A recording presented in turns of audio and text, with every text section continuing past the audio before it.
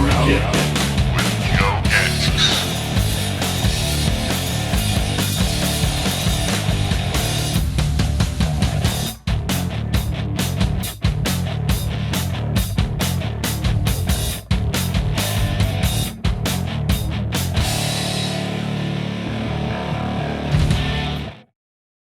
And now your host, Joe Gansas. Hey guys, what's going on? And welcome back to Around the Kit's video live stream show. Today, August 21st, 2022.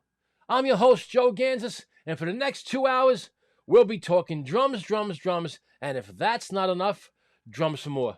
Guys, we have a very, very special show tonight for the birthday boy and living legend, Steve Smith. When we mention Steve's name, it's just in high regard. We think of Steve as this drummer from Journey, and that's all well and good, but his life is mostly and mainly in jazz. We hope to talk to him about all these aspects tonight. 50 years in the business. We can't wait to dwell with him.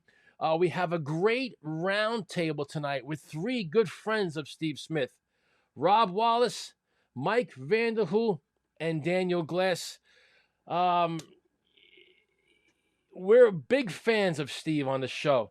He's been on the show before. It's his first time on the new Skype aspect. And when we think about the name Steve Smith, it's synonymous with greatness and professionalism. Truly one of the best, a master of what he does. Very, very professional. His playing at times is very, it's addicting because you watch him play and you see how he goes about his business. Truly a master of his art. I remember the first time that I became familiar with Steve, of course, was probably about 12 years old and watching a Journey video, probably to a song called Separate Ways. And it's that middle part that we've all tried to do over the years. And then seeing him now in these YouTube videos, go over these parts and the open hand playing and Don't Stop Believing. I remember a good friend of his, we had Dean Castronova on, and Dean was like, I didn't even know that it was open hand playing in Don't Stop Believing. So cool stuff. We hope to get involved in that. We hope to talk to him about his days, with Vital Information that's still going strong and steps ahead. So we got a lot to get to with Steve Smith. So we hope you guys will enjoy this video. I am pumped up. I get pumped up for these living legends. And we got a great round table. So we got the great Steve Smith tonight, and just always admired his thought process because it is a great thought process. I remember him talking about cymbal hitting, how he hits his cymbals, and he hits them a special way, rather than just crashing so hard. So there's so many different elements to his playing that are just so precise. Just pumped up for today. So we hope you guys will enjoy the show. It's also his birthday today, so happy birthday, Steve. If we can right now, let's get to our up-and-coming calendar. We got some great shows coming up. Next week on Around the Kit, two greats in the world of drumming, Troy Luccketta and Mickey Curry, and then a show I'm looking forward to so much. I've had her on the show before, and she's the queen of drumming interviews for 40 years.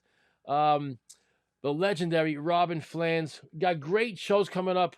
But today we're in this Steve Smith, mode. Tonight's This Week in Drumming with Laura Papiatieri will be about Steve Smith.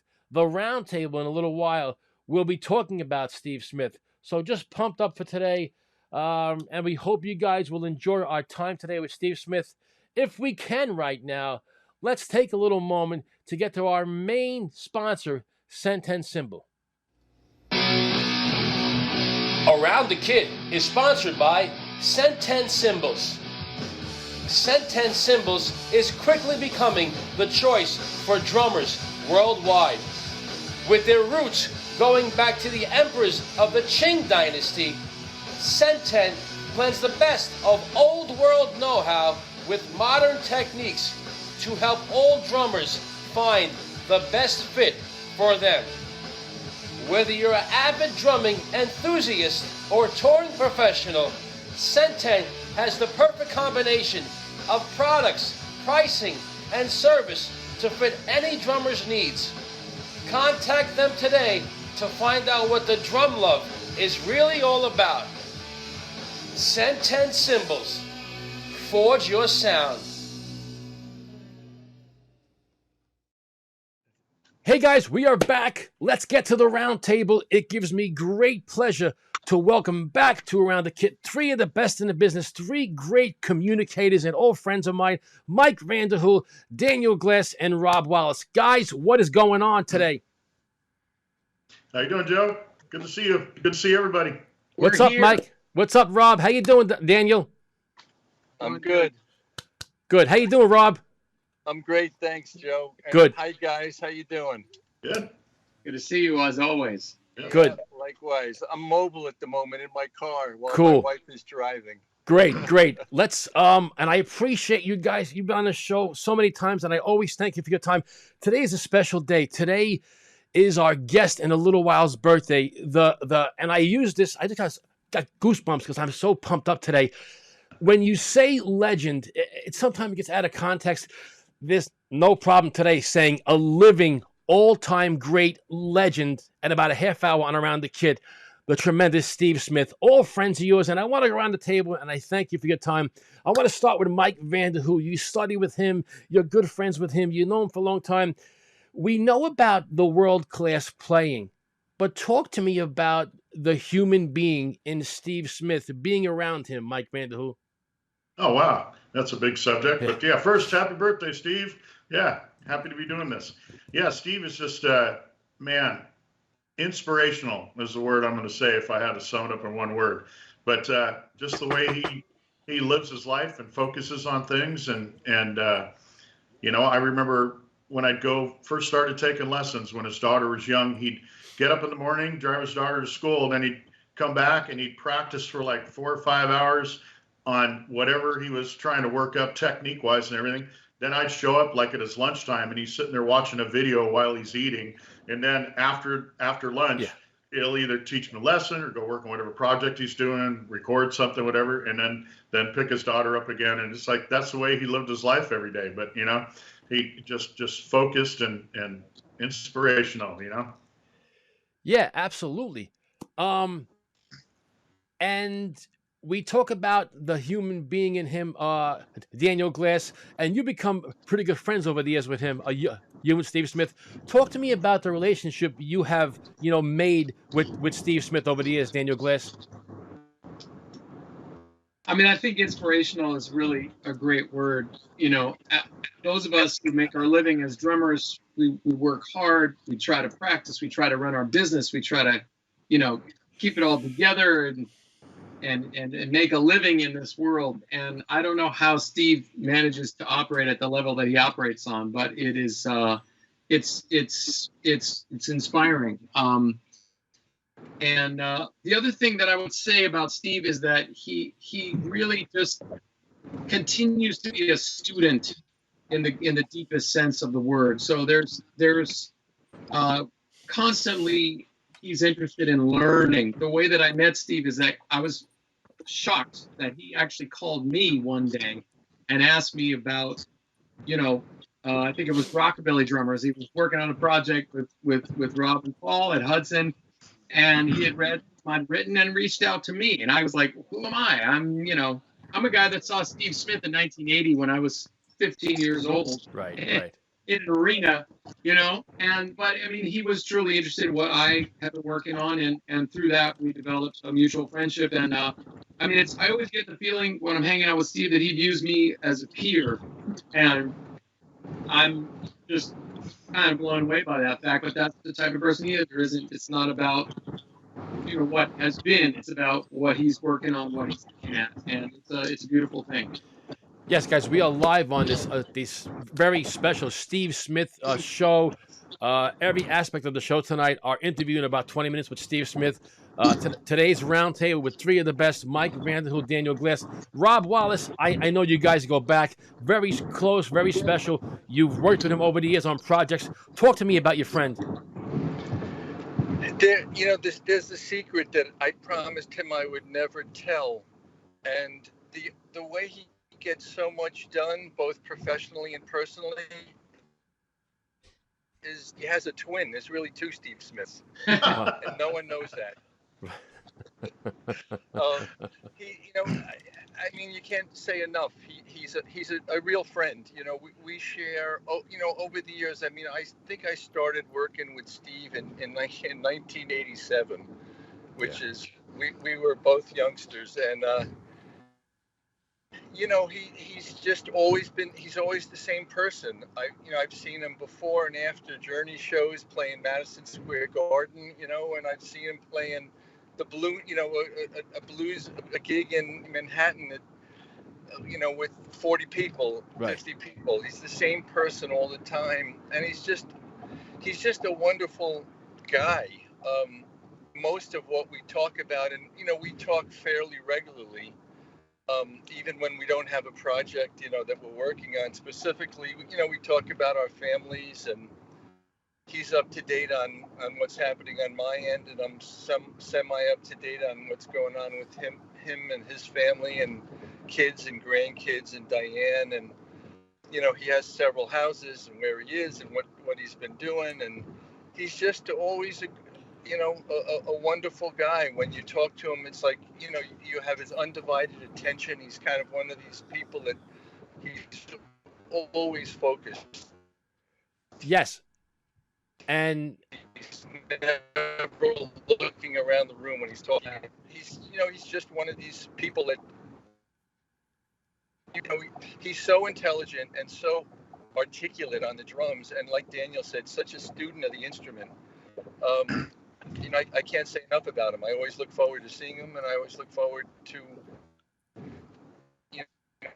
knowing when we're going to call or he calls me, and we have these really right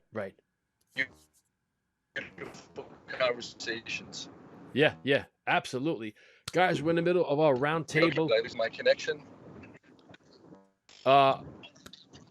We are in the middle of the great round table. I want to go back to Mike Vanderhule for a second. Mike, how important is it with when you study with him and even a friendship to trust each other? Wow, that's an interesting question. Yeah, but like Rob said, sometimes we just talk out of the blue, or he'll reach out, or I'll reach out. So talk about what's going on in your life and the ups and downs and things like that, and so we developed this friendship within it. So the trust has always been there. But at first, I'm not sure how to answer that. But when I was taking lessons, one thing I learned teaching in my teachings too is you get that positive feedback from your teacher, and he would always do that. So and he would be very honest, and then I would incorporate that into how I'm doing. It's like, do you believe him or not? I always believe him. He'll tell you flat out if you're not doing well. But it goes both ways. Like one time he was recording a solo on a record. He had me come up there because everybody in the room was a yes man and just telling him how good he was. So he wanted me to come up and critique him. And I'm like, I've seen you do that stuff better. How about add this to it, or maybe this is more musical. I couldn't believe you let me do that. But yeah, it goes both ways. Yeah, and you guys are great friends. You've been in Y&T for 16 years. 32 years ago, he recorded the album 10. I'm not sure people know that. Y&T's album 10. Daniel Glass, when you guys get together, talk to me about, what is the whole basis of your conversations? Is it usually drumming? Is it about life? Do you talk about each other's playing? What goes on with the conversation of a Daniel Glass and a Steve Smith most of the time? Well, it's sort of like what the other two gentlemen were saying, whatever's going on at the moment. So there was a time when Steve and I, we had injury talk or whatever. We talked a lot about, he was going through some stuff with his shoulder, and I had surgery on my ankle, and I was also had some kind of autoimmune type of stuff, and I was having problems with my wrists. So a lot of those, we had sort of a lot of conversations going back and forth. He's recommended, health professionals, for this and that and the other. And then other times, we talk about, the best vodka, and Right. and we, of course, are always talking about music, whatever's going on. We talk a lot about, we really got involved, became friends working on the Hudson Roots of Rock Drumming book. Sure. So both of us are very interested in history and evolution of music. So we often have long conversations about different books or different authors that we're reading, different people we follow. One of the things I love about Steve is that, and it is his brain is as big as his bag of chops, so to speak. So you can really kind of, sometimes drummers, you can talk about drums, but there's not maybe a whole lot else to talk about. But Right. Steve and I can really get into much sort of deeper realms. And so it's always fun because he's always got some cool biography he's reading or some history book, and so it's just great. I know it's always going to be an interesting and thought-provoking conversation, whatever it's about, and I'm always going to learn something, and he's going to be interested in what I have to share, and that's a beautiful thing. Sometimes it's kind of can be one way, a one-way friendship maybe, but it really is. It's a real give and take, and I feel honored, that he would, like Mike was saying, be interested in my offering, so to speak. But I don't think about that so much anymore because it's just Steve, and when we have the chance to talk, it's always great. Yeah. You mentioned a great series of books from Hudson Music. Let's go to the guy responsible for Hudson stuff, or the guy behind the scenes, Rob Wallis. Once again, Rob, you've been friends for a long time, for 35 years. What excites you about the future of Steve Smith? Kind of what his next venture into music is. Right.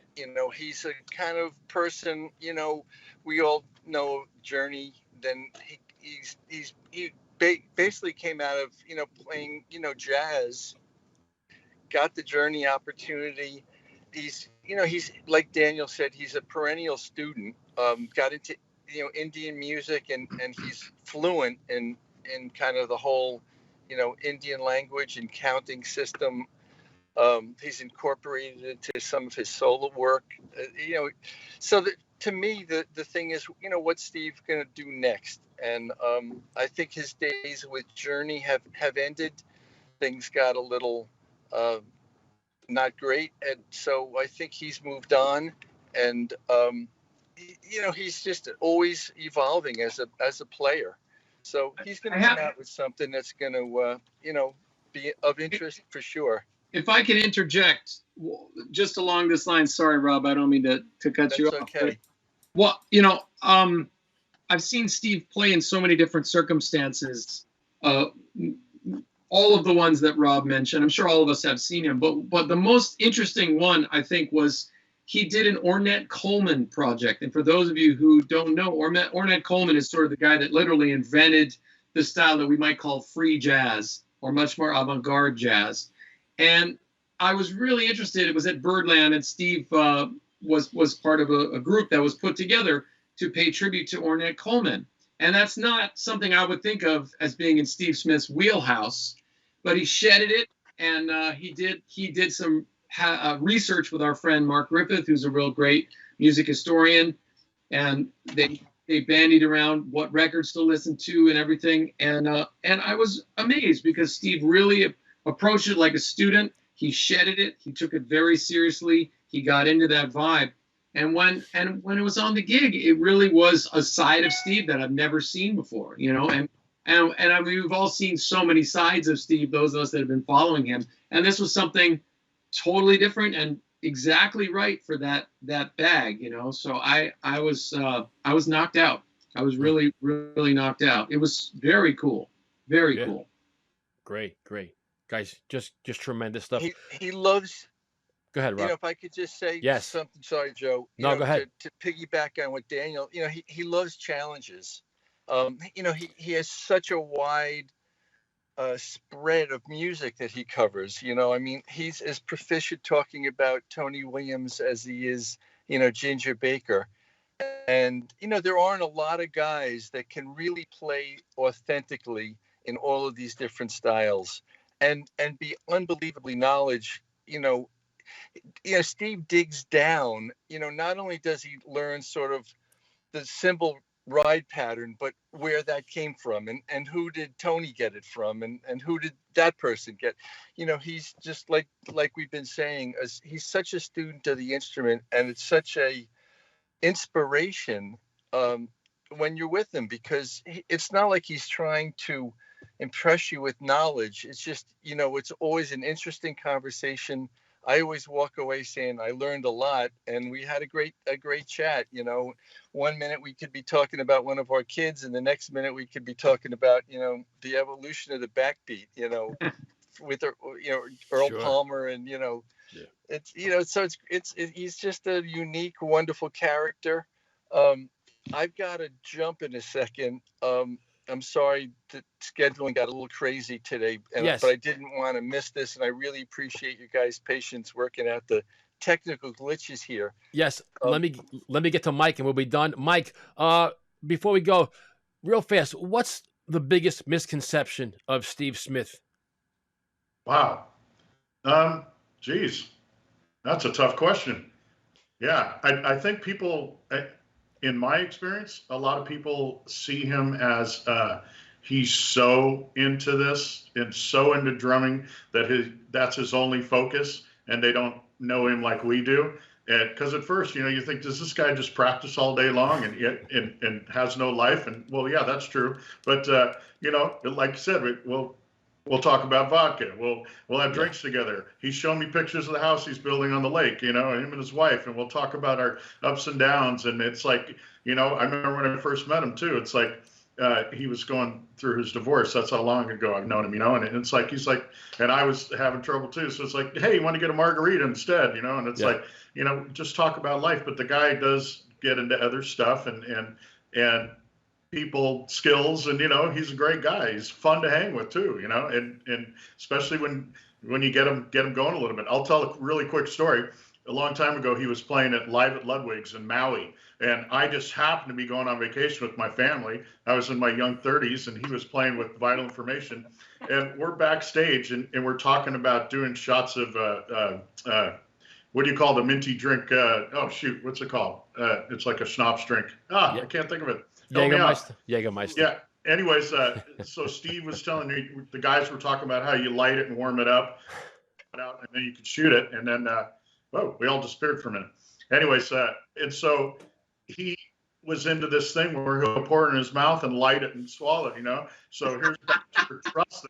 He actually leaned his head back and gave me the lighter. He's like, "Go ahead, light it, man." I'm like, "Oh my God, I'm gonna burn my hero right here." But you know, so he just, and I did it, and he was fine.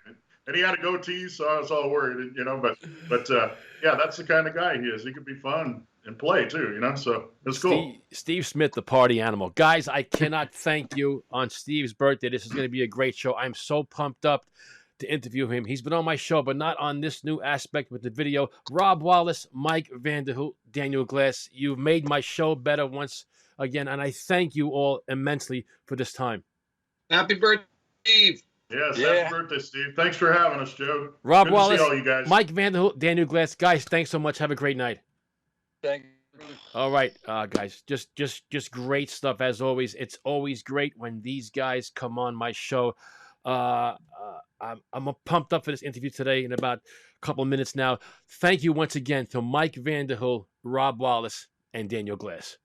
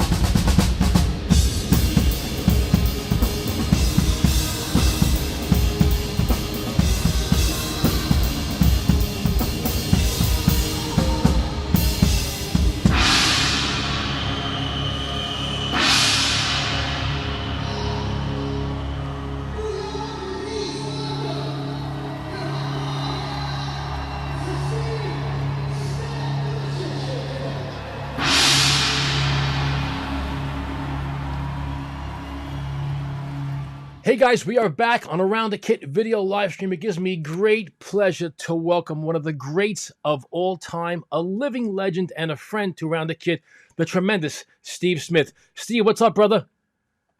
Good to see you, Joe. Nice to be back on the show.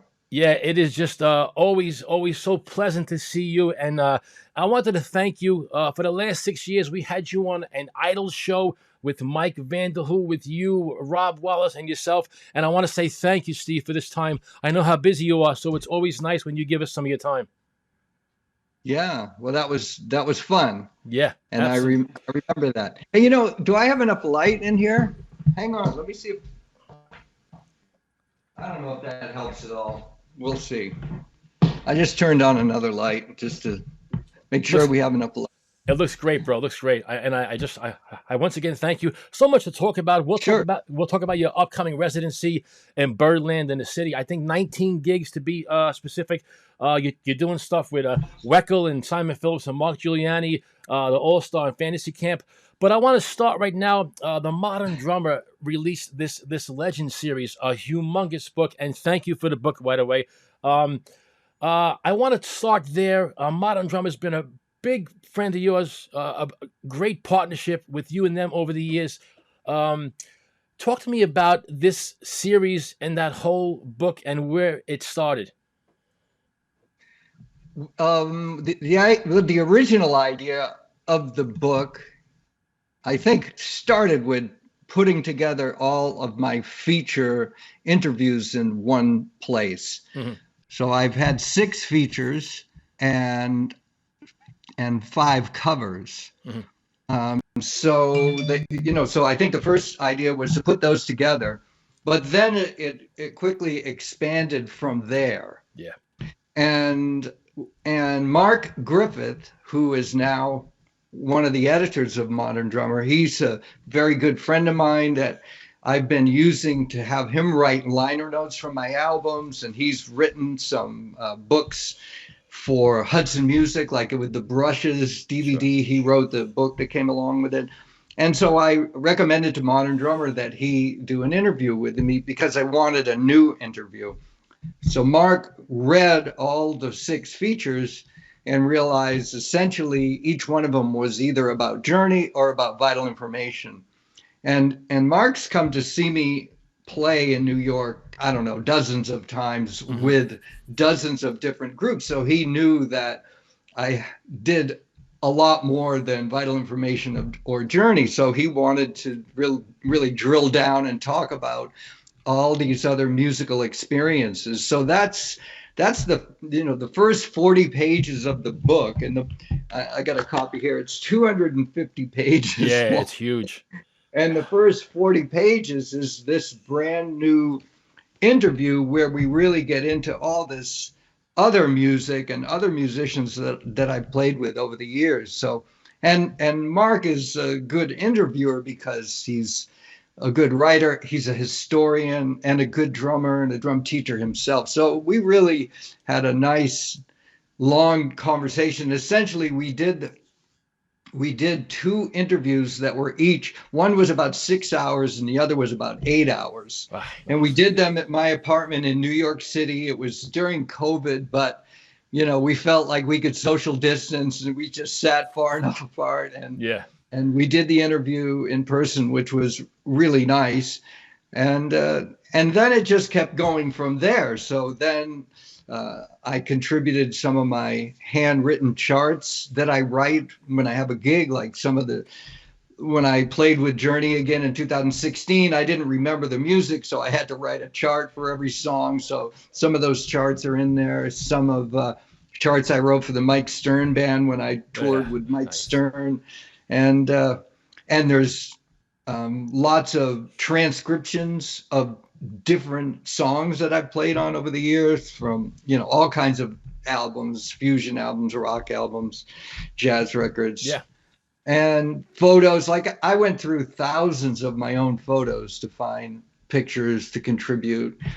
And on top of all of that, there is a download of a drum solo album that I made.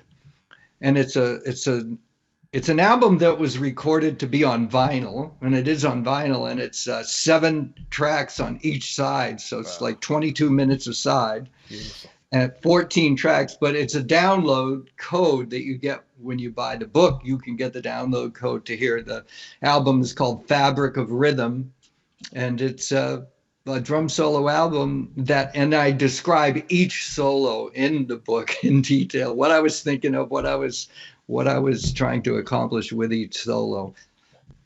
It's just it's great stuff. I wanted to talk to you about that. Nah, I can't know of a drummer more detailed in talking and confronting himself and everything you do. Your detail to everything you do is just at times it's so inviting. Where did all that come from? To that wealth and to convey it forward. Is there a place you go to at times to convey to certain people?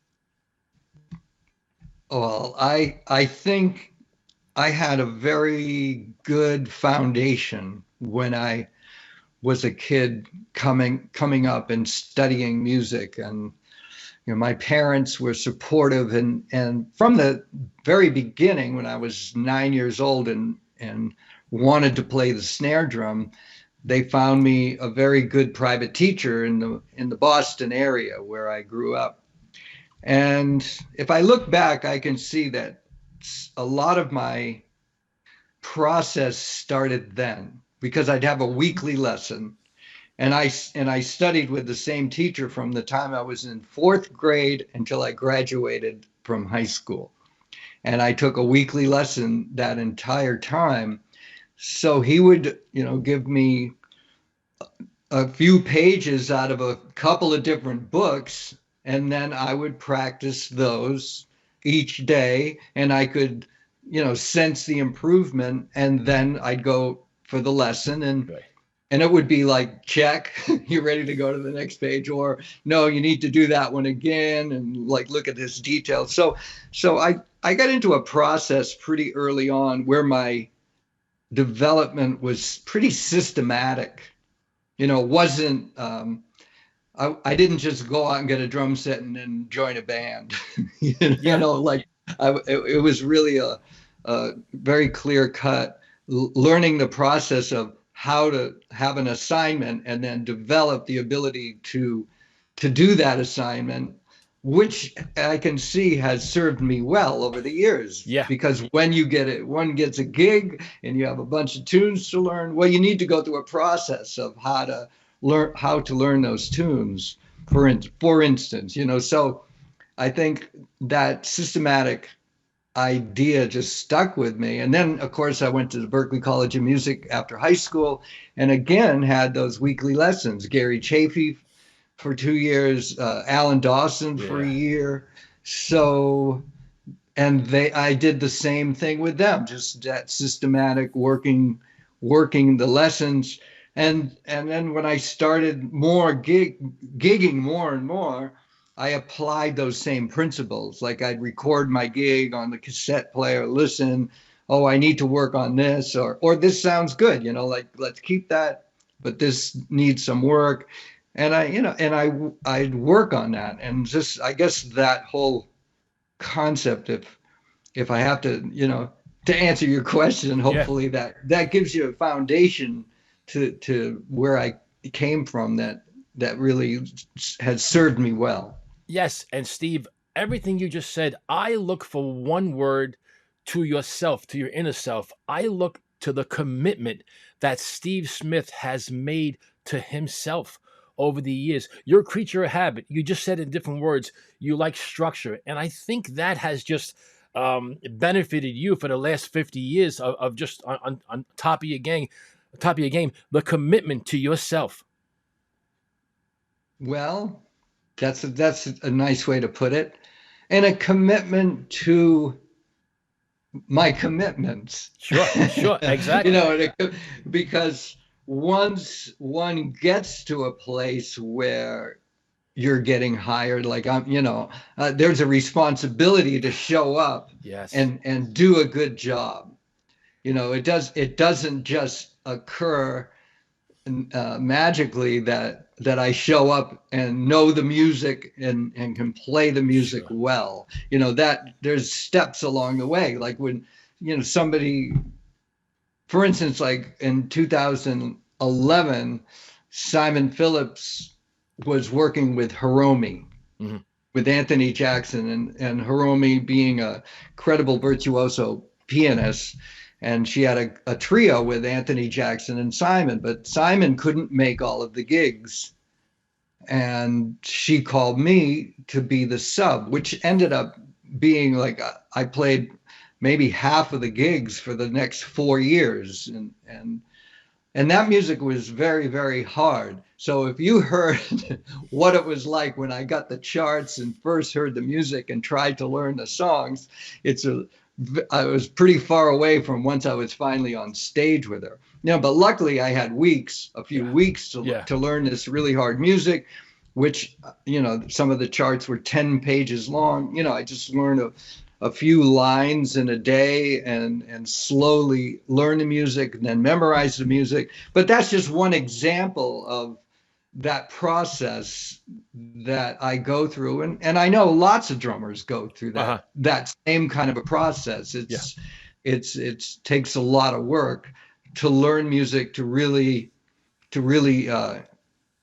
have the music be part of your like integrate into your concept and your playing. And then when you're on stage, there's a lot of freedom that comes with that.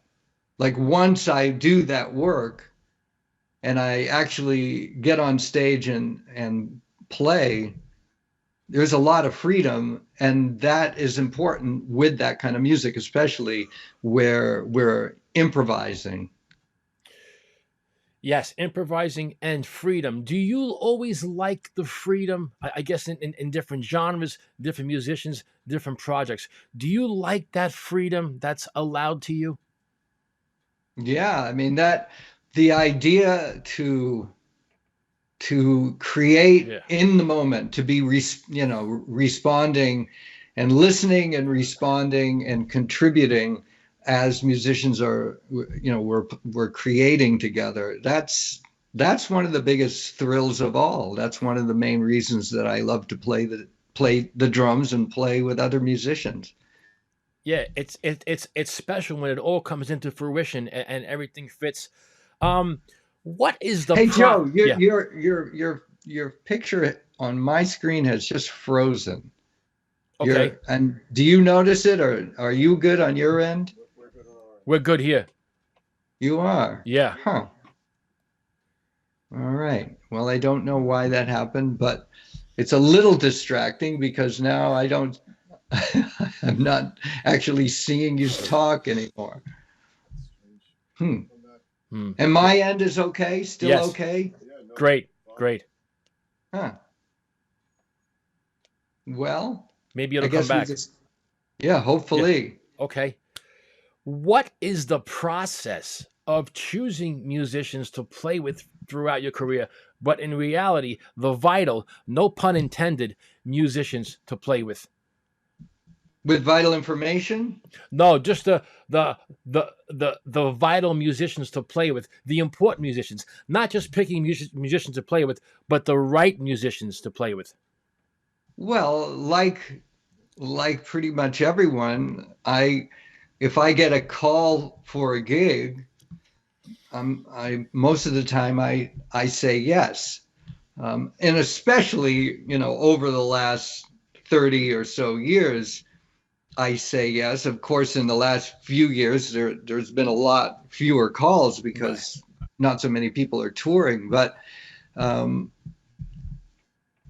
if somebody, like I mentioned, Hiromi called, or if Mike Stern calls, or Mike Maneri from Steps Ahead, calls and says, we want you to do a tour or an album. Yeah, then I'll say yes.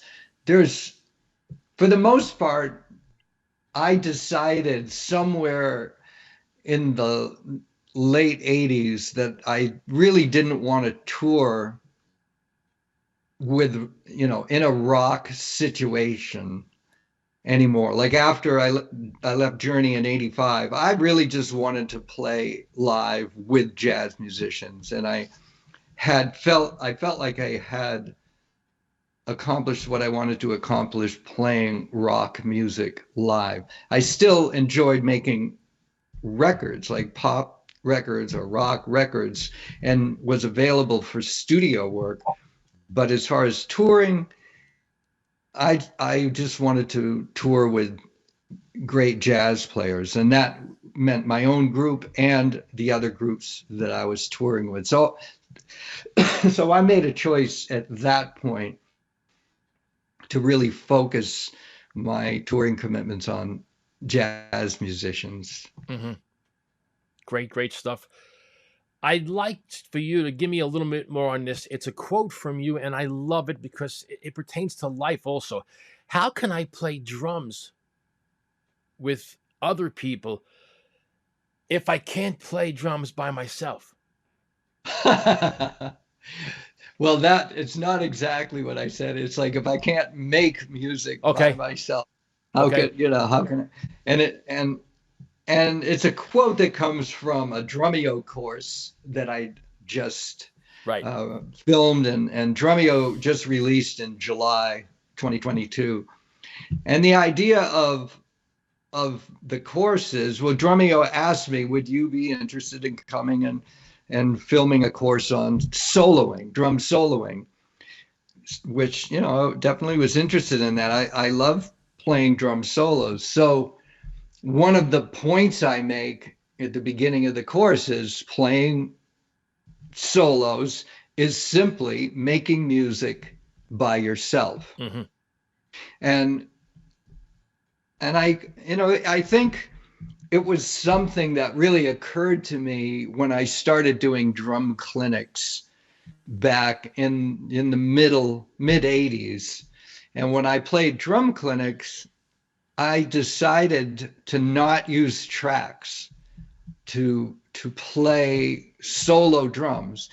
And at first I was very inspired by Max Roach, because I had seen Max Roach play solo concerts that were just incredible. Like, he had standalone drum set pieces and with hooky drum themes, and then he would play the theme and improvise, play the theme, improvise, and play the theme, and that would be the end of a song, literally like a piece of music. And that inspired me. So when I was doing drum clinics, especially in those early years, it was important for me to play music on the drum set. So if somebody came to hear me play, that it would sound like there was a musician on stage playing music, and it was simply me and a drum set. So it really hit me that, yeah, I'm making music by myself. And if I can make music by myself, as soon as I add one more player, then that takes it up another level. And then two more players, it goes up again. And so when, people, piano players play solo all the time, nobody thinks twice about it. Mm-hmm. But in drum soloists, as just a solo instrument, it's not common in the Western world. It is common in other parts of the world, like in India, drummers play solo concerts, and I'm sure there's other cultures where people can play solo drums, and it's widely accepted. So that was the point when I said that in that little clip that you saw for the Drumeo. The Drumeo course is, how can I play music with other people if I can't play music by myself? Yeah.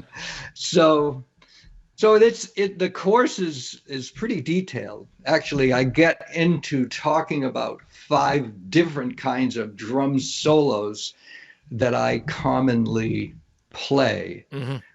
And it could be in the course of one night, or it could be just, and if I can mention those 5 ideas. Mm-hmm.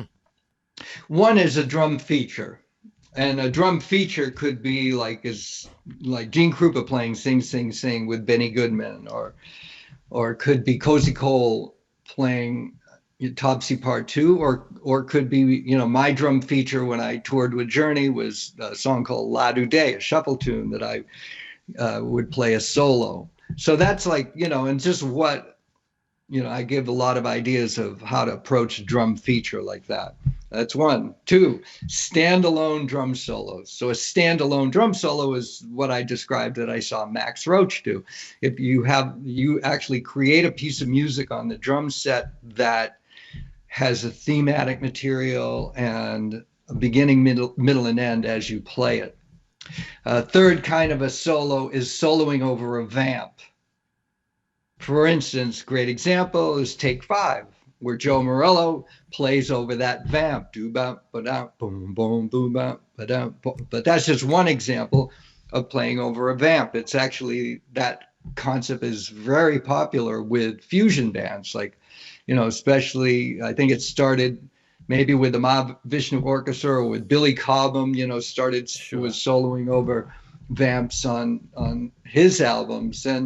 And now that's, I do that with Vital Information pretty regularly. Mm-hmm. That's a third kind. The fourth kind is soloing over a form. So that's more of a jazz-oriented concept. It's keeping the melody of the song in your head, and let's say you're playing with a group, and then the members drop out, but the drummer keeps the form of the song. Whether it's an AABA song, whether it's a 12-bar blues, whatever it is, keeps that melody in mind and plays in such a way that especially the other musicians that you're playing with can tell you're playing in the form. So you don't even have to count them in at the end of your solo. If they're keeping track of the form, they know when your solo's done. Yeah. And then the fifth kind of solo that I address is just impressionistic, free form, just kind of avant-garde, not necessarily in time, could be in time, not necessarily in time. I noted some examples like Tony Williams' introduction to a Miles Davis song called Agitation that's on the ESP record, or a tune on one of Tony's records. The album's called Spring, and one of my favorite Tony Williams let's say impressionistic solo is called Echo, that's on that album, second track on the album. And it's just beautiful the way he just creates sound and energy, and you can think of it very different than these other kinds of solos, because you're not necessarily trying to play in time, you're creating a soundscape on the drums, and that is a very enjoyable kind of experience. And a good application for that is, let's say, a segue between songs. Like you finish one song, and then the drummer just takes his time, kind of impressionistically coming up with textures and colors that leads into another tune, for instance. Yes. Out of the 5 examples, is there one that you've always leaned towards? Oh, would it be number 5, or is there something that you maybe had a little more, favoritism on? Not really. No. Yeah. No. Different. No, it's just that I'm aware of what I'm doing, which not that I always have to think in categories, but it helps clarify my thinking if I know, okay, on this, playing a song with Hiromi and there's a drum solo and it's in 9, I know that I need to have a wide vocabulary of phrases and ideas and concepts in 9, for instance. It gives me some parameters to work with. Or if I'm playing over a form of a song, I make sure that I really know either I can hum the chord progression to myself or hum the melody to myself while I'm playing, or whatever it is. I like to have an idea of what it is and then create in the moment. And like on my vitalinformation.com website, I posted dozens of solos from Ladu Day that I played from like 2016, 17, and 18. I I played a different solo every night, but using the structure of that drum feature. Mhm. So the beginning and the end would pretty much be the same, but the middle was different. Mhm. And then so that led me to posting some of my favorite solos. I try to post at least one a week, from those years of touring. Guys, we are always elated to have the legendary Steve Smith, and we thank him for his time. It's just great to have him on board. The art of a drum solo. We just mentioned 5 examples, and we're talking about solos. And it's a great segue to my next question. What has always been your mindset throughout your career, Steve Smith, in building, constructing, and executing the proper solo? I like that, the proper solo. Well, again, it's different for all of these examples. Right. If I'm soloing over the form of a song, let's say, I may use some rhythmic material from the melody of the song, or something that one of the other musicians played, for example, as I was accompanying them. They maybe gave me an idea that I could then start, jump into the solo and use that idea. But I think a concept that I use regardless of the type of solo is the idea of phrasing, and phrasing meaning leaving space in between my ideas, so it's not just a constant flow of notes without pause. And so the idea of phrasing is the idea of taking a breath.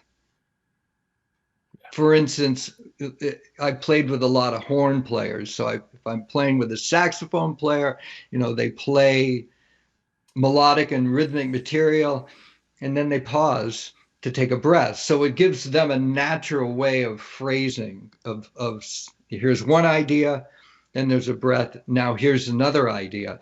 And the idea is, as an improviser, once you play one idea, it usually sparks another idea that's the next logical thing for me to play. So I stay very tuned into getting in a flow. Right. And then once I play one idea and pause, it's just, in a way, I wait until the next idea comes. And that makes soloing, I think, much more interesting than just nonstop playing.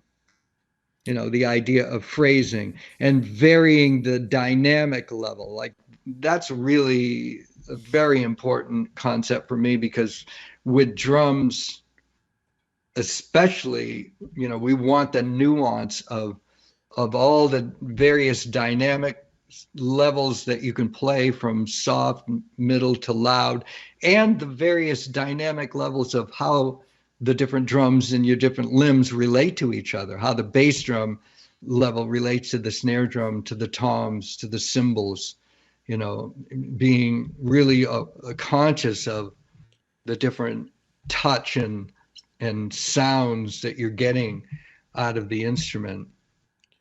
So, those are some general ideas that I'm thinking about while soloing.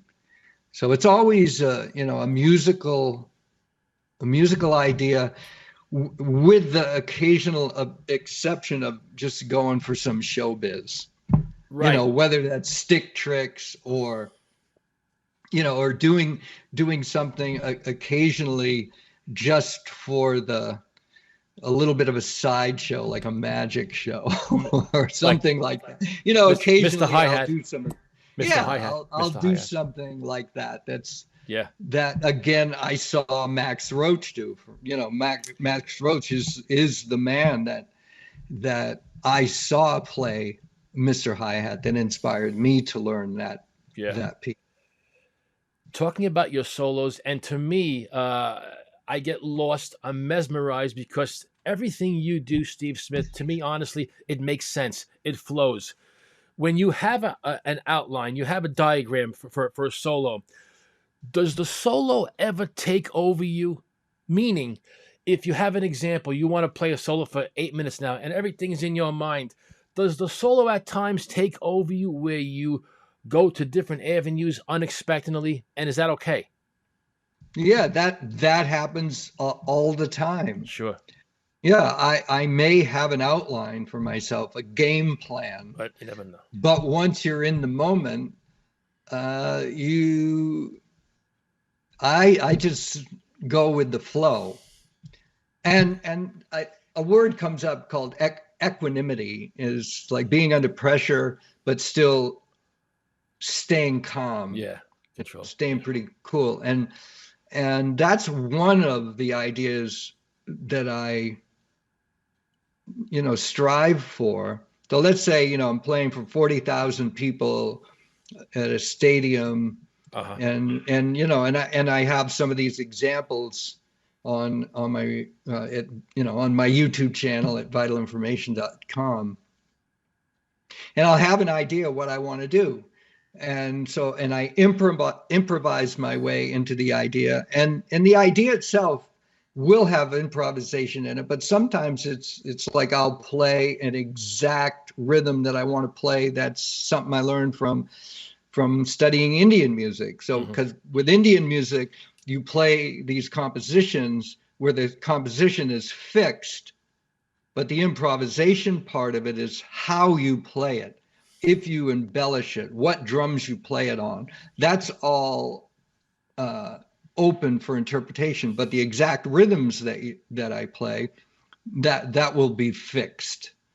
So there'll be times where, I'm in the moment, I'm improvising. I know that I'm playing for about 40,000 people, but I strive to keep myself very calm so I can get to that point of playing this idea that I worked on in the practice room right before I came on stage. Because one of the things I'd like to do is warm up and go over some ideas, like think about some of the ideas that I may want to play that night. Yeah. And then maybe half of the time it happens.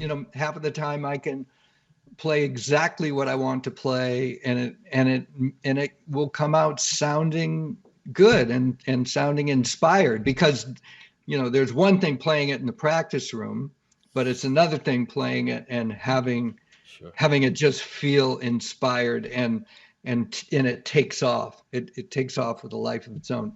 But sometimes it doesn't work. Right. Sometimes I'll try for something. My chops aren't quite right. Maybe I wore myself out a little bit before I got to the solo or something. Right. So I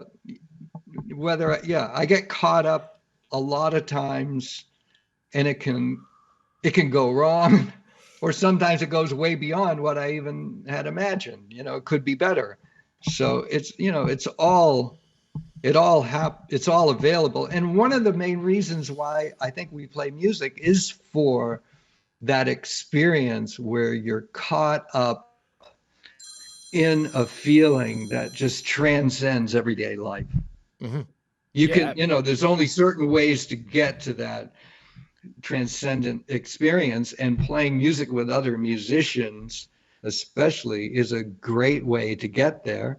And it's even possible in soloing, like just solo drum set itself. Of course it is. So sure. I love the connection you have with the live musicians that we're talking about, and one guy that I'm a big fan of that you were playing with, the great Victor Wooten, and I watch the videos and I'm just like, what are they doing? What's next? And I loved it because you don't know what's coming up, but it's not in pocket. It's in pocket. It's freestyle. Talk to me about those kinds of experiences and those kind of musicians and the whole thought process of playing live and sometimes not knowing where it's going. Yeah, well, to play with Victor is a pleasure, and it's because he is a virtuoso on his instrument. He has amazingly good time, great feel. So right away, like, we can just connect, and we're not struggling with any basics. And that frees you to play creatively. And he's adventurous and wants to push the envelope. And when the two of us play together, it escalates, it sort of builds on its own energy.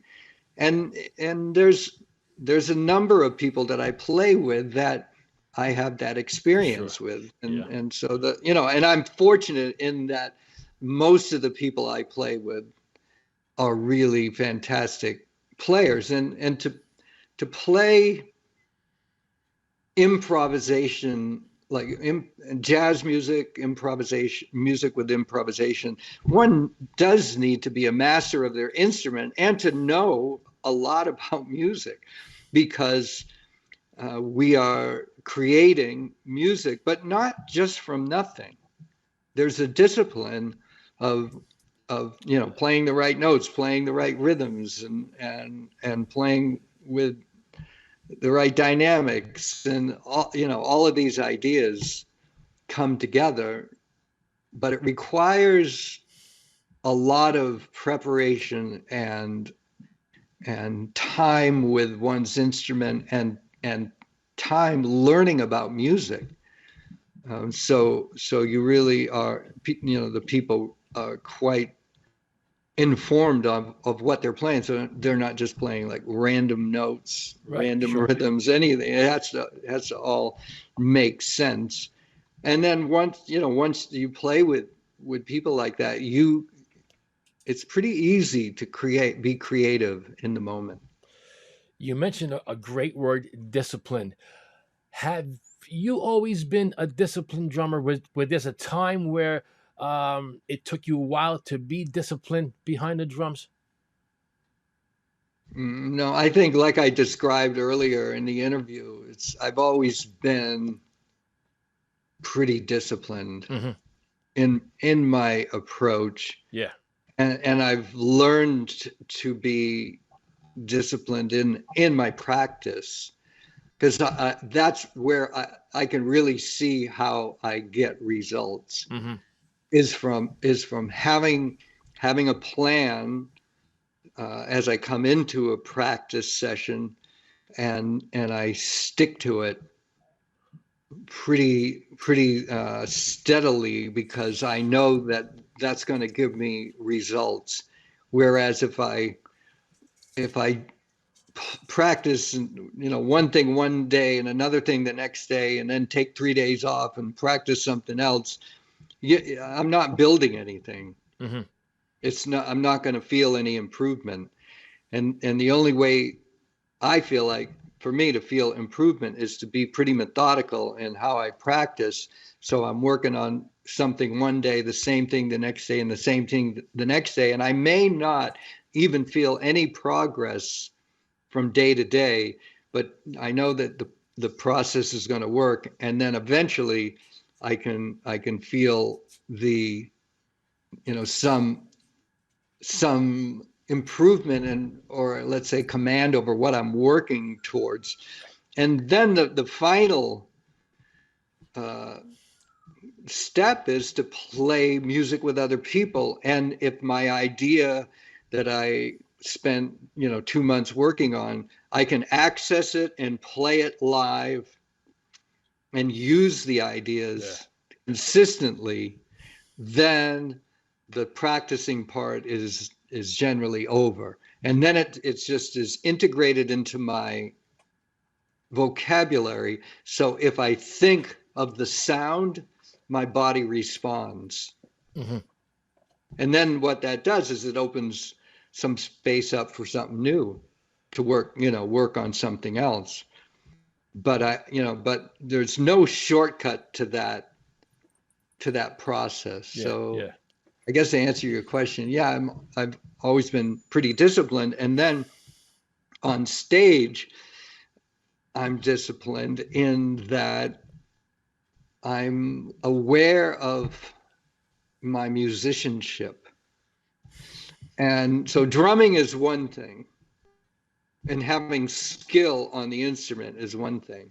But musicianship is really the ultimate end goal, because that's what gets you work, and that's what keeps you, playing with other musicians. So, one way of describing what is musicianship, to me, it's making really good decisions in the moment. It's being aware of possibilities of what I can play, and then hopefully choosing that best possibility for that moment. Great. And that way, whatever it is, whether the singer is singing and I can think, well, should I do this? No, I'm just going to do this. That's going to support that. But then we need a real flashy fill to get into the chorus, for instance, and then boom. So I do that because it feels like that may be the best thing to do right then. And hopefully that's a good decision. And then, then I'm playing with a saxophone player, and the player is like really stretching, and he needs some support needs to feed him some rhythmic idea. Well, and it's not mimicking his idea, but it's feeding him something else so he can sustain a 5-minute improvisation. And that frees me up to then like almost join him in the front line, for instance, in this very, in discipline, because we have a song we're playing, we're in a particular tempo, but then the right thing there is to play something very dense behind him. For instance, I'm just throwing out some ideas at you, but please. But that's, that's making decisions in the moment that are more right than wrong. And I'm more like, as the more I play, I'm more capable of making better and right decision in the moment. So that's one way I find of describing musicianship. I mean, another, let's say a really obvious one that's not always so obvious to people, is just playing the proper dynamic level for the musicians that you're playing with. So for instance, if I'm playing with an all electronic group, electric bass, electric keyboards, and electric guitar, and I'm in a small room, I'll want to control the overall level of that group. But those players are going to have to make really good musical decisions because they're electronic players. So that means bass player can turn up and play loud. It's not a physical thing. It's a musical thing, like the idea to turn up or turn down. And so that's going to require their musicianship to like interact with my musicianship. But if I'm on stage with an acoustic bass player, an acoustic piano, and an acoustic sax player, that overall dynamic level is a very real and very different experience than playing with electric players. Mm-hmm. Because the saxophone is just, it's a pretty loud instrument, but it is what it is. And the acoustic piano, it is what it is. Like it has a dynamic range that I don't want to push the piano player to always play at the top end of their dynamic range because I'm playing loud. And the acoustic bass player that's 3 feet away from me, that's not a very loud instrument. So I'm going to really control my dynamic range with that group. So if my dynamic range is this wide, I may only play from this level to this level with that group and never go to this louder place. Whereas, if I'm playing with electric players, I might be able to go to this louder place for a little while, but that's ultimately boring if I hang up there too long, So So, those kind of considerations and decisions are all under the heading of musicianship. Yes, and playing in the live element and at times going for it, especially in jazz a lot, as drummers, we go for it, making the right decisions. Are you okay with thinking you're making the right decision in the moment and going for it, but it just doesn't work out? Are you okay with that in a sense? Yes. Yeah, that's part of the improvisation, like the contract that you make with yourself and other people, is that you're going to stumble every so often. Yeah. It just happens. And my analogy there is, don't look behind. Don't once it happens and you mess up, it's like, don't look back. In other words, don't think about it. Just, you really have to let it go, because if I turn my head and look back while I'm running, I'm going to trip. Then that's going to really bother me. So I have to be very forgiving with myself and with other, the other people I'm playing with, because musicians don't always play perfectly. That's just not part of what happens. People, some people play, let's say, more right, more of the time, but everyone makes mistakes, and you just have to let that go. But while Steve, you're playing. Yes, we just said, playing live and going for it, and it doesn't happen. I'm not even sure that it's if it's a mistake. I'm not even sure if it's wrong, because you tried and you went for it. Whatever happens. Is it a mistake, or it just, you tried it, and maybe next time we'll try something else? Oh, it could be a mistake. Not with you. Guys, the tremendous Steve Smith, he has given us so much time today. I want to get back to the book a little bit. The Legend series, with Modern Drummer. 8 hours and 6 hours interviews, a total of like 14 hours in Manhattan during COVID. Anything you learned about yourself in those 14 hours that, you didn't think was there? Oh, I don't know I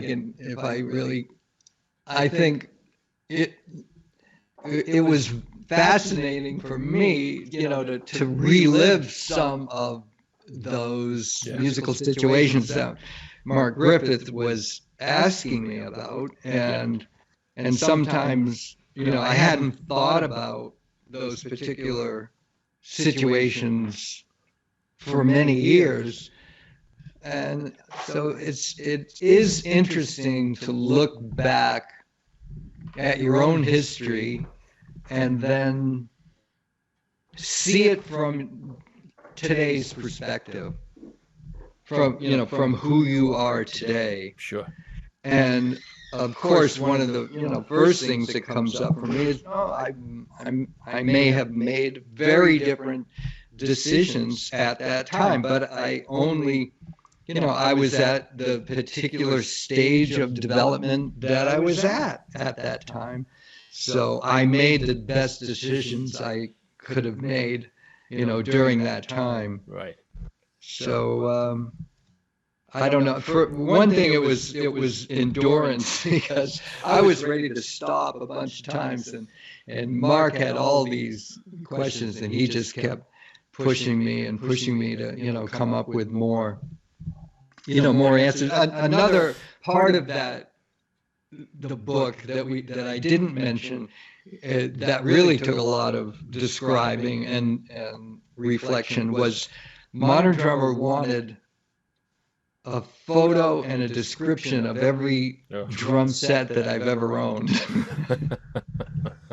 I seen some in there back to the 60s. I couldn't even. I remembered a lot of them, but some of them I didn't remember until I started going through my photos, and then there's a drum set that I completely forgot about. So I did a lot of writing at home too. Like, for instance, that section I talked to Mark about in in a sort of overall sense, but then I actually just sat with the computer and wrote descriptions of all those kits, and I wrote myself like the description of the drum solo pieces for the Fabric of Rhythm. So a lot of that I wrote, just from nothing, just to accomplish that goal of coming up with talking about every drum set that I ever owned. But that wasn't, for me, that was interesting. And anybody can do that. I'm sure drummers listening, everyone's had like lots of different drum sets over the years, most likely. I guess one of the things that it may seem like I've had a lot of drum sets, but I'll play one kit for many, many years. And generally, so I don't get like a new drum set every year or a new drum set every tour or whatever. Like this drum set here, I've had since 2016. Yeah, and I still love playing it live. I love practicing on it. I still have like over here. This is a drum set that I had when I was a student at Berkeley, and it's an old Gretsch kit, round badge Gretsch kit that I bought in like 1972 or 73, and it was beat up then, and it's still beat up. And but I'll practice on that. It's been in storage for years, but I decided just to break it out and just have some fun with it here in my practice room. So. And most of my kits I'll play for many, many years before getting another kit. So it's because you get into the sound. You love the sound of a certain instrument. And I live in a couple of different places, so I have drums on the West Coast and drums on the East Coast. So I have different kits that I play and different settings too. Yeah. I love the sound you get from the natural sonar with the black dots. Oh, you get a great sound with those black dots. Yeah, that was something that I did. I say for the last 10 or 12 years. Yeah. Though that's like I'm emulating one of my heroes, Tony Williams, when I put the black dots on the top and the bottom, because that was the sound he got later, he developed later in his playing with that big yellow kit. Yeah. And I love the tones that he got from that. So I found with the black dots top and bottom, you can tune them up pretty high, and still the drums have body, but a lot of clear melodic, it's like clear melodies that can come from the drums like that. Yes, you mentioned Berkeley, and we had J.R. Robinson on early in the year, and I think we talked about, 3 years in a row, Vinny, you, and J.R. graduated 3 years in a row. Not bad at Berkeley. Well, wait, that's not entirely true. Okay. I never graduated from Berkeley. Okay. Vinny didn't graduate from Berkeley. And maybe JR did. I don't know. Did he say that he graduated from Berkeley? I think he told me that was the order, those three. Well, we were there at the same time because JR and I, we both started in 1972. And of course, I clearly remember him, and, we hung out, and I think I have a memory of subbing for him on one of his gigs, and unfortunately I broke his bass drum pedal. But Vinny's 2 years younger than me, so JR and I are the same age, but Vinny's 2 years younger. So he showed up in my third year of Berkeley, and there were a lot of good drummers there at that time. Kenwood Denard was there and in my classes, and Casey Sherrill was there, a great drummer named Doug Florence, and there were a lot of good drummers, and so in a lot of ways we inspired each other. Yeah. We really did, and we had a lot of a good camaraderie and inspired each other, and it was a very good time. Yeah. To be at Berkeley College of Music, because that peer group was pretty inspired. And there was some good players and good teachers, you know, Alan Dawson and Gary Chafee. They were both teaching there during that time. So it was a great time. And then, of course, even in a lot of ways more important than the other drummers were the other musicians that were there. You know, the great sax players, bass players, keyboard players, and Mike Stern was there. I was playing with him. Bill Frisell, I occasionally jammed with. Neil Steubenhaus, great electric bass player. You know, he and I had a band together. Jeff Berlin, great bass player. You know, he and I played together a lot. So there was Jamie Glazer was a guitarist that I worked with a lot. And so it was a good time, and a lot of good music was played. Mm-hmm. Just great stuff. Let's talk about the re-release of your the 4 CD set for Vital Information.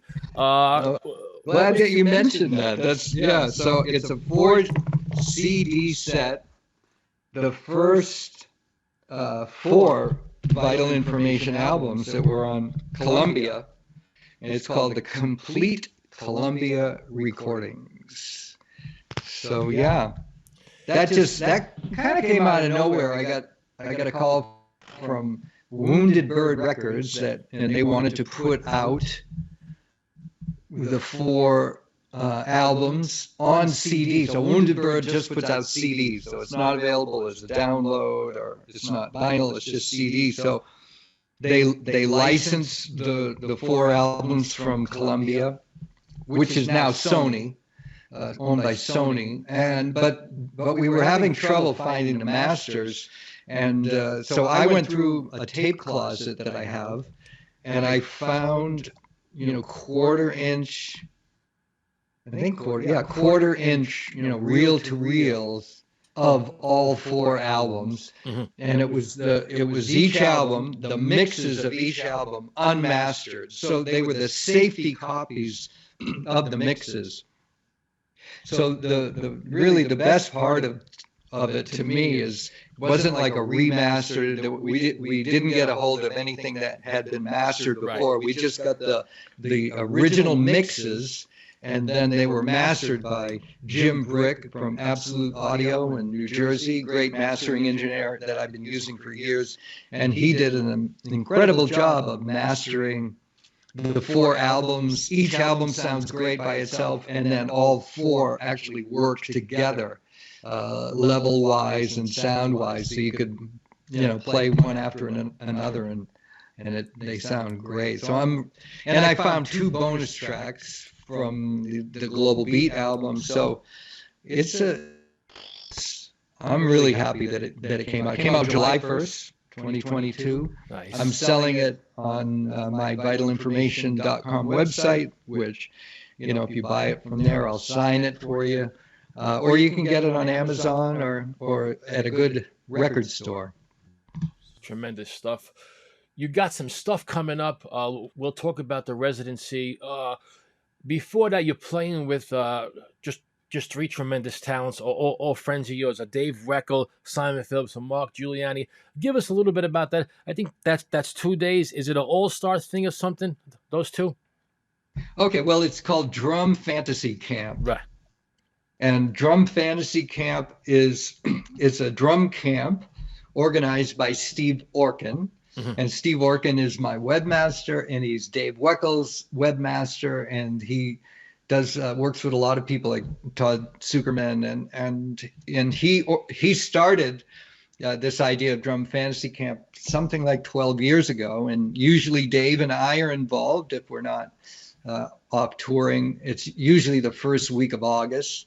It's been in a lot of different cities over the years. This year it's going to be in LA at MI, the Music School Musicians Institute, and so it's a 4-day drum camp with 4 teachers, and the students that come, approximately 60 students come, spend 1 day with each teacher. So there'll be 1 day with Mark Giuliani, 1 day with me, 1 day with Dave Weckl, 1 day with Simon, and we have like a 3-hour class in the morning, a lunch break, and a 3-hour class in the afternoon.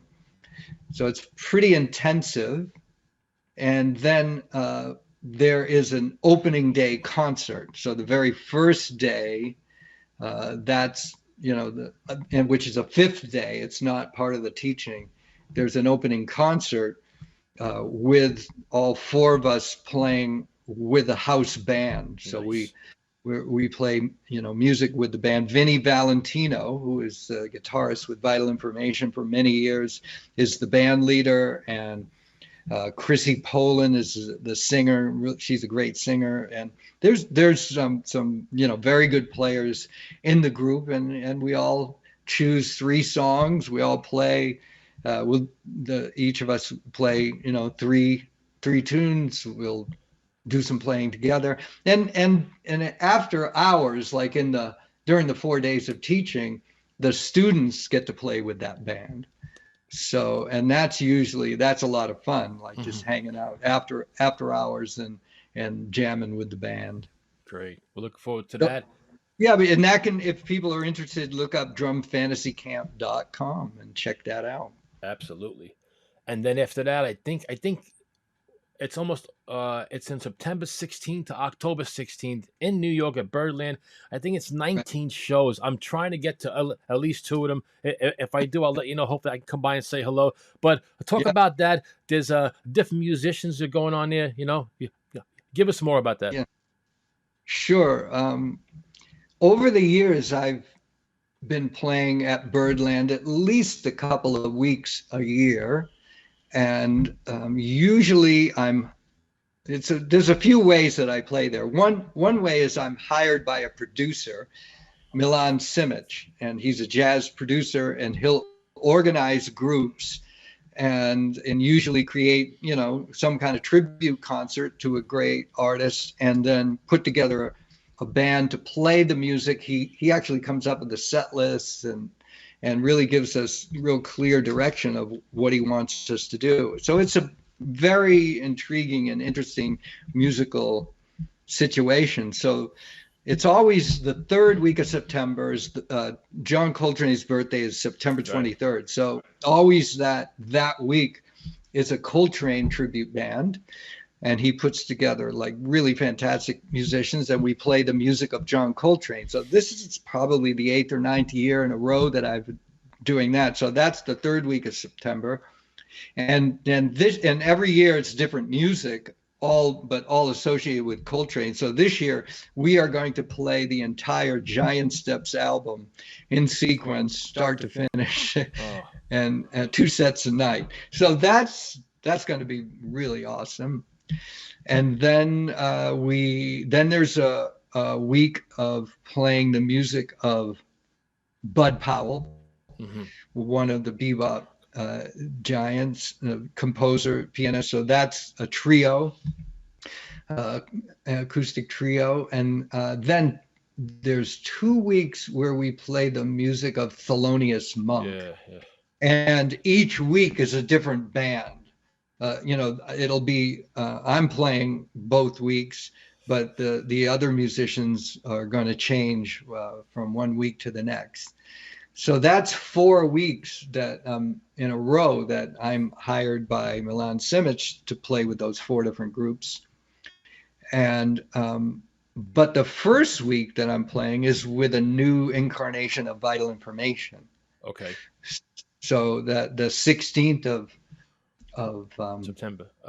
September, I'll be there. Yeah, actually the 15th, I'm playing the first gig with the new band is going to be in Rhode Island. At Chan's Jazz, Blues, and Egg Rolls. It's a Chinese restaurant in Woonsocket, Rhode Island. Oh, awesome. And I played there before, and we're going to play our first gig there, and then we're going to come down to Birdland and play downstairs in the theater, in the small room that only seats about 90 people. So the Birdland Theater is, if you've been upstairs, that's the big room, and that seats about, 250 or something. Mm-hmm. And the downstairs room that only seats about 90 people. So it's going to be pretty intimate, and we'll play there 16, 17, 18. And the new lineup is Yannick Guizdala on electric bass. And I've done a lot of playing with Yannick over the years. One of the one time that we had a great tour was with Mike Stern and Randy Brecker. We did a European tour, and Yannick is an incredible musician, great bass player, fantastic soloist, and so he'll be on bass, and Manuel Valera on keyboards. And Manuel's been playing in Vital Information for a while now. He is a super talent, originally from Cuba, and now lives in New York City, and he's quite a powerhouse virtuoso. So it's going to be interesting. Vital Information as a trio. I've done a little of that, and it works. It's really nice. It's different, and I feel like it's a good way for me to get started up again touring with Vital Information, because I have had to take a couple of years off with COVID and other situations. Yeah. Steve, I can't thank you enough once again. This has been magical again. Just a special talent. Just love watching you. I love learning from you, but more, even when you talk, you always make sense. Your drumming makes sense. And we say thank you, Steve Smith, for this intimate time on Around the Kid. You've always been so kind to me over the years. Thanks, Joe. It's always fun to be here and talk drums and talk music, and we really got into it. So I'm really happy with what we got into, the subjects that we get into. So thanks for doing your homework, and carry on. We will do it again. I hope to come check you out. If I do, I'll come by, say hello. Absolutely, definitely. All right, Steve. It'd be great to see you there. Guys, the legendary Steve Smith. Thank you so much, brother. Have a great night. Thank you. All right. All right. Bye-bye.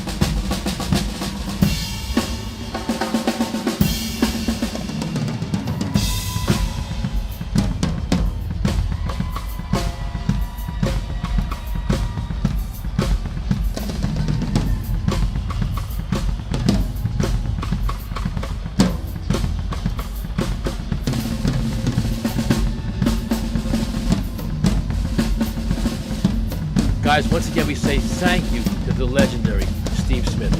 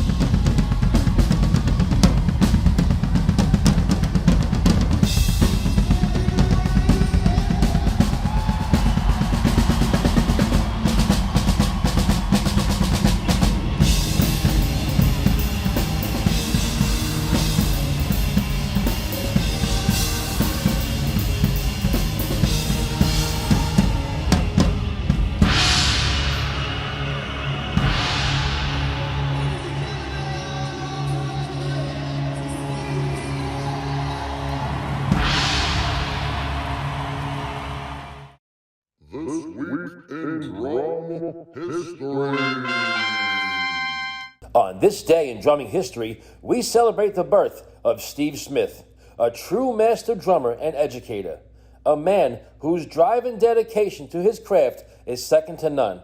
The reason why Modern Drummer magazine readers voted him the #1 fusion drummer of 2012 and 2015, #1 rock drummer, #1 MVP, and #1 educational product in 2017, and in 2018, #1 classic rock drummer.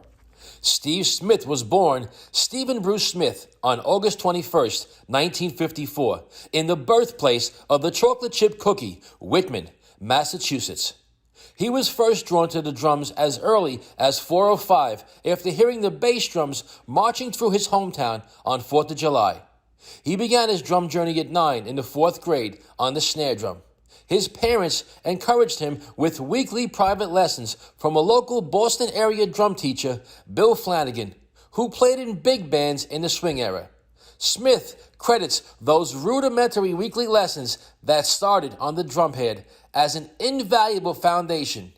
He continued to grow his playing in high school, performing with the professional concert band and the big band at Bridgewater State College. After high school, he attended the Berkeley College of Music in Boston from 1972 to 76, where he had the privilege of studying with both Gary Chaffee and Alan Dawson. In 1976, Steve left Berkeley and joined violinist Jean-Luc Ponty's jazz fusion group. It was while touring with rocker Ronnie Montrose a year later he was introduced to Journey and soon after invited to join the group, replacing Ainsley Dunbar. Together, they toured the world from 1978 to 1985. Steve's longest tenure with Journey was during their greatest commercial success. In 1983, Smith founded his own jazz fusion group, Vital Information. His departure from Journey in 1985 allowed him more time to pursue other passions. He continued his work as a session player, band leader, and educator. He went on tour with the all-star jazz groups Steps Ahead and jazz fusion virtuoso Hiromi. In the 1990s, he studied with Freddie Gruber with an interest in getting deeper insight into the physical mechanics of drumming. He also made a study of Max Roach, specifically his unique musical, unaccompanied drum solos. In 2016, he rejoined Journey, and I was fortunate to attend their concert and witness an epic Steve Smith signature solo live at Bethel Woods, New York on June 24th, 2016. Less than 10 months later, on April 7th, 2017, Steve Smith, along with his Journey bandmates, were inducted into the Rock and Roll Hall of Fame. There is no secret to how Steve Smith got to where he is. The same way you get to Carnegie Hall. He still practices 6 days a week. He puts in the time and trusts the process. As a result, for the past 40 years, like a chameleon, his colorful sounds brilliantly transform to blend into the landscape of both arena rock stadiums and intimate lounges. When he's having a quiet conversation downstairs at Birdland or machine gun shooting with a strike on the gong at stadiums, I'm listening, closely eavesdropping and feeling all those tasty grooves, fills, and syncopated rhythms. Very few musicians can reset their temperament and speak as fluently their own unique dialect of Indian, swing, big band, bebop, avant-garde, and rock music. Happy birthday, Steve Smith. Hope your drum journey continues to infinity and beyond.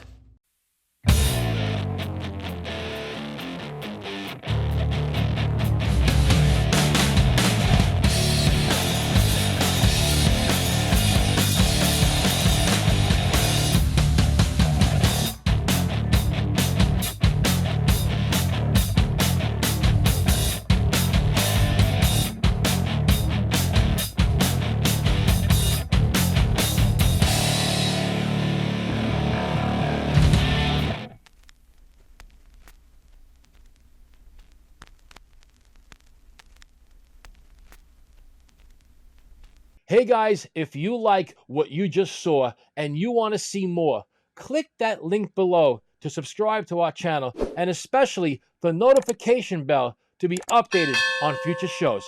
Thanks, guys.